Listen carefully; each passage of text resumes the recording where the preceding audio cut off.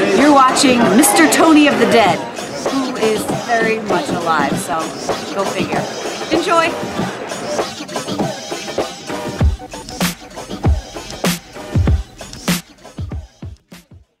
Hey everybody, what's going on? Mr. Tony of the Dead here, and I have another movie review for everybody out there. This one's on a movie called The Bone Garden.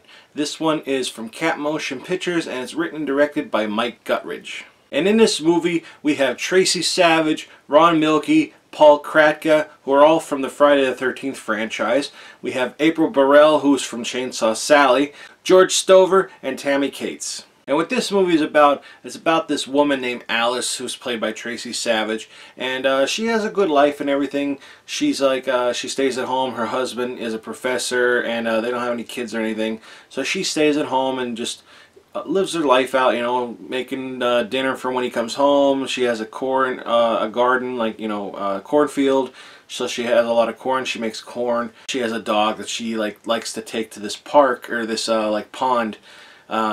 Lake, I guess you could say, and it's like her zen place. Like, if anything's bothering her, everything's fine until like these neighbors move in next door, and then she starts noticing things like the neighbors fighting, like the husband and wife fighting, and then all of a sudden the wife disappears. So she thinks that that the neighbor had killed his wife.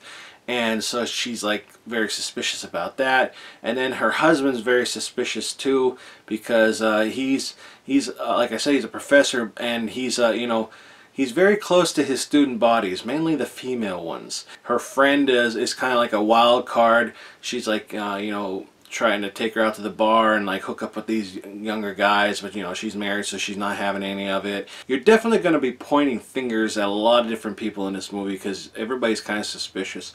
So you won't find out until the end, obviously, who is doing all the killing. What did I like about this movie? I really dug the camera shots. There was a part in the beginning where the one lady was talking to the killer, and it's kind of like reminded me like in the very first Friday the 13th, where you see them talking to the killer, but the killer is kind of like moving closer toward them. They're letting them get scared because of something's going on. I dug the cast. I really liked the cast in this movie. I really liked that they had, you know, kind of a small reunion for Friday the 13th people. I thought that was great. I really liked that the director in the special features, he says something about, if I wanted to get this film made, I had to get the fuck out of Hollywood. And I really respect him for saying that. I really dug the ending. The ending really like sold it for me for this movie. It like changed my opinion about it, you know, going in through like the whole thing, and then the ending I was like, okay, you know, that was cool. What didn't I like about this movie? Well, the audio. It wasn't horrible, but it wasn't great. I had to turn the TV up a lot, like really loud, and even then it was a little hard to hear sometimes. It wasn't like the worst audio I ever heard, but it could have been louder. The off-camera kills, like, I like off-camera kills, but I think there was too many. All in all, this movie wasn't bad. It was okay. It wasn't anything spectacular.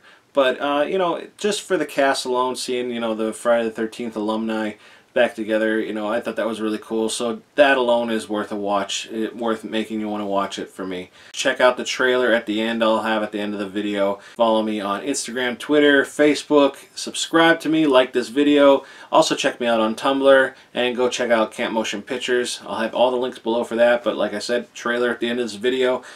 Thanks everybody for watching. Talk to you later. Bye. Well, Sandy, as you can imagine, this quiet little community upset over the disappearance of this man, 47-year-old Glenn Brackett. Now, Glenn's wife tells us that he left his home yesterday morning for his daily run here at Claire Lake and never returned. All the people that we've spoken with say that this is unlike Glenn. He's known throughout Carpenter County for his charity work and his willingness to help others. What's even more disturbing, Carpenter County police say that this is just the latest in a rash of instances of disappearances.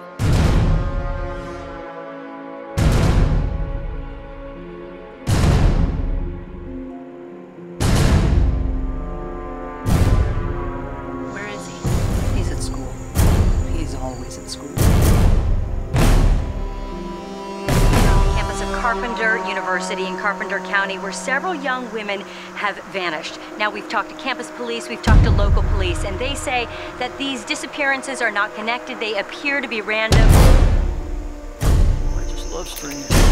We found water in both their lungs. Water.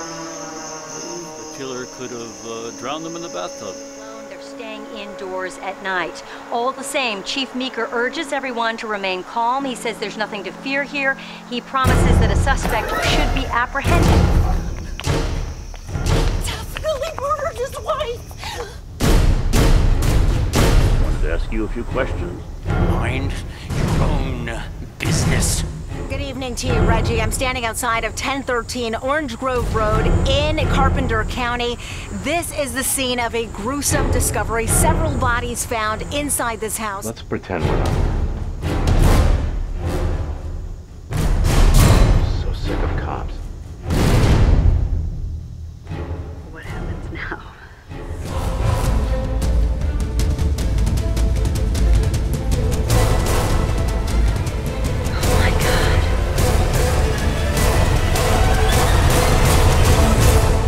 Nobody is ever what they seem.